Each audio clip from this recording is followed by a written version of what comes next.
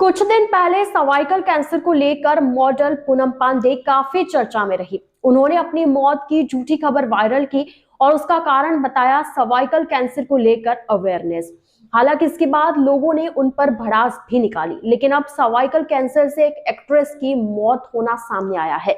TV industry से जुड़ी दुखद खबर सामने आई है। जनक फेम एक्ट्रेस डोली सोही का निधन हो गया। एक्ट्रेस ने अपनी बहन अमनदीप की मौत के कुछ घंटों बाद ही इस दुनिया को अलविदा कह दिया। 48 साल की उम्र में डोली सर्वाइकल कैंसर से जूझ रही थी। डोली की बहन अमनदीप सोही की मौत बीती रात को हो गई थी। अमनदीप की मौत पीलिया के कारण होना सामने आया है।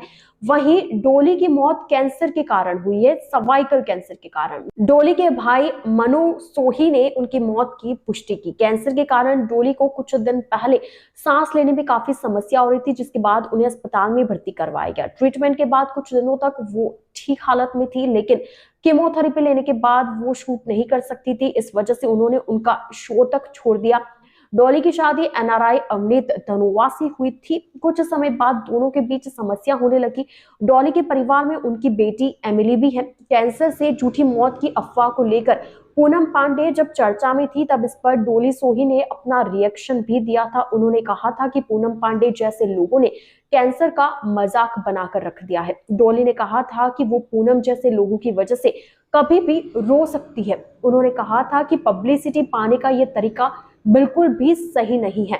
बहुत से लोग इस दर्द से गुजर रहे हैं, इतनी बड़ी बीमारी से लड़ रहे हैं। ऐसे में उन सभी लोगों के साथ मजाक करना बिल्कुल भी सही नहीं है। डॉली, भाभी, कलश, मेरी आशिकी तुमसे ही, झांसी की रानी जैसे चर्चित पॉपुलर टीवी शोज में काम कर चुकी थी। उनकी कम उम्र में मौत हो जाने से उनके परिवार के साथ साथ टीवी जगत में भी मायूसी छाई हुई है।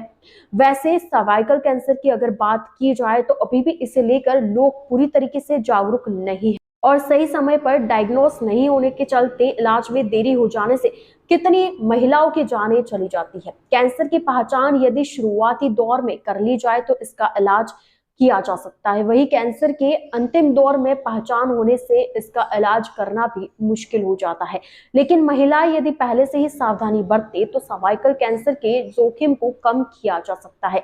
सर्वाइकल कैंसर की रोकथाम के लिए महिलाओं को नियमित रूप से पैप स्मीयर टेस्ट कराना चाहिए। इस टेस्ट में गर्भाशय ग्रीवा की कोशिकाओं में होने वाली असामान्य बदलावों का पता लगाया जा सकता है। 21 साल की जब एक युवती हो जाती है तो उसके बाद हर एक को डॉक्टर की सलाह पर यह टेस्ट हर 6 महीने या साल के अंतराल में कराना चाहिए। महिलाओं को एचपीवी वैक्सीन भी लेनी चाहिए। इसके साथ ही डेली एक्सरसाइज सर्वाइकल कैंसर सहित विभिन्न कैंसर से छुटकारा दे सकती है। तो ऐसे में ये सारी बातें महिलाओं को ध्यान रखने की जरूरत है।